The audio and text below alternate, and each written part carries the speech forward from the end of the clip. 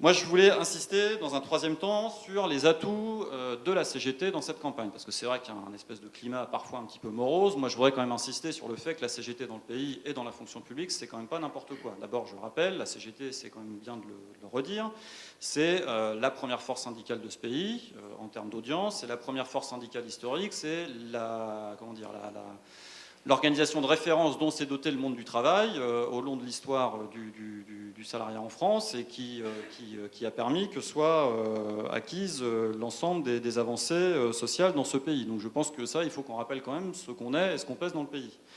La CGT, c'est la première organisation dans la fonction publique. C'est la CGT qui est, c'est pas le seul acteur, mais qui a vraiment été un acteur central, en particulier de la création du statut de la fonction publique, qui est un élément extrêmement important pour les agents, mais qui est aussi et avant tout, rappelons-le, une avancée démocratique pour la population. C'est vraiment une des garanties fondamentales de la neutralité du service public, de son impartialité et de ce qu'est le service public à la française, avec tout ce qu'il représente en termes de valeurs et d'accès aux services publics fondamentaux.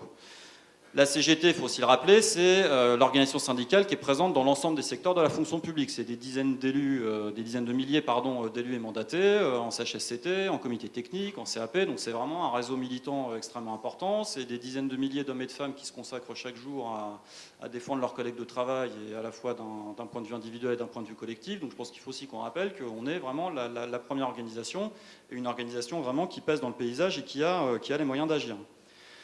Il y a un certain nombre de sujets revendicatifs sur lesquels on peut insister. Je pense que sur la question des retraites, et effectivement, je ne redéveloppe pas ce qu'a dit Nathalie sur l'enjeu des élections CNRACL, mais il faut aussi qu'on fasse de la question des retraites en lien avec les élections CNRACL un enjeu de campagne.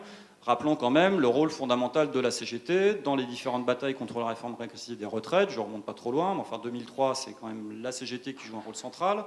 En 2010, c'est à nouveau la CGT qui joue un rôle central. Alors certes, la bataille de 2010, c'est pas fini comme on aurait voulu, mais enfin, il faut quand même rappeler que ce qu'on portait nous, c'était porté par l'ensemble des organisations syndicales de ce pays, c'était porté par l'ensemble de la population et par la grande majorité de la population et par, je pense, la quasi-totalité du salariat et notamment du salariat des fonctionnaires. Donc, je pense qu'il est utile de rappeler le rôle important qu'on a joué dans cette bataille.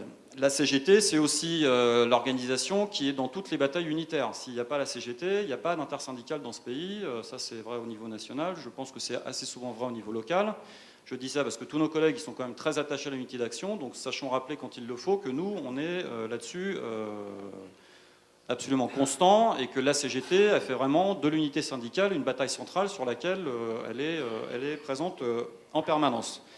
Ça a été vrai en particulier, rappelons-le, sur la journée d'action du 15 mai, où on a quand même réussi à mettre 250 000 fonctionnaires agents publics dans la rue avec la quasi-totalité des organisations syndicales. Jean-Marc et Nathalie en sont témoins. C'est vraiment la CGT qui a joué le rôle moteur pour que cette journée d'action, elle se tienne et qu'elle vienne rappeler au gouvernement qu'on continue de faire de la bataille de la valeur du point d'indice un élément central. Mais je laisserai Jean-Marc développer sur ces aspects-là. Je pense qu'il faut aussi qu'on rappelle que la CGT, c'est toutes les luttes locales qui ont été menées tout au long des dernières années. Des luttes locales aussi avec des avancées importantes. Ça, je vous laisse... c'est pas à moi de vous rappeler ce que vous avez pu faire les uns et les autres, mais je pense qu'il faut aussi qu'on rappelle que la CGT, c'est toute cette bataille qui ont été menées au quotidien, qui ont permis d'engranger des avancées sur les questions de salaire, sur les questions de conditions de travail, de conditions d'emploi, sur les primes, etc., etc. La CGT est extrêmement importante, c'est l'organisation qui a fait de la question du jour de carence une bataille centrale. Et certes, tous les syndicats ont dit que le jour de carence était un problème et qu'il fallait revenir là-dessus, etc. La CGT, c'est la seule organisation qui a fait de la question du jour de carence une bataille de masse. Je rappelle ici les chiffres. En octobre 2012, on est allé remettre à la ministre Lebranchu, dans le cadre d'une manifestation CGT, 60 000 pétitions signées par des personnels de la fonction publique. On est le seul syndicat à avoir fait ça. Et nous, on en a vraiment fait une bataille de masse, une exigence absolument prioritaire, et certes, le fait que ça soit porté par tout le monde, ça a forcément joué dans l'adhésion du gouvernement, mais il faut qu'on rappelle que vraiment la CGT, elle en a fait un axe central, et qu'elle a vraiment mis toutes ses forces dans la bataille pour obtenir l'abrogation de cette mesure. La CGT, c'est quand même aussi la force syndicale qui a résisté à l'ensemble des réformes régressives. Nathalie les a rappelées, la RGPP, la REAT, la loi HPST, etc. La CGT, c'est l'organisation qui, à chaque fois qu'il y a des reculs sociaux qui se profilent, elle dit que non, c'est pas possible, qu'il y a d'autres solutions, etc. Je souligne cet aspect-là parce que c'est pas le cas, ou c'est plus le cas, je ne sais pas comment le dire, de toutes les organisations syndicales. Aujourd'hui, il y a des organisations syndicales dans ce pays qui sont là pour négocier l'ampleur des reculs sociaux. Ça n'est pas le cas de la CGT. Donc ça, sachons le rappeler. Nous, on n'en rabat jamais sur le niveau des garanties collectives et des droits qu'on a pu acquérir. La CGT, Nathalie l'a dit, c'est l'organisation qui est toujours dans la lutte, et nous, on sera, certes, on est en campagne électorale, mais nous, on ne fait pas que faire la campagne électorale, on est aussi dans l'action et dans la rue pour que les choses, elles changent au quotidien, et c'est encore ce qu'on fera le 16 octobre.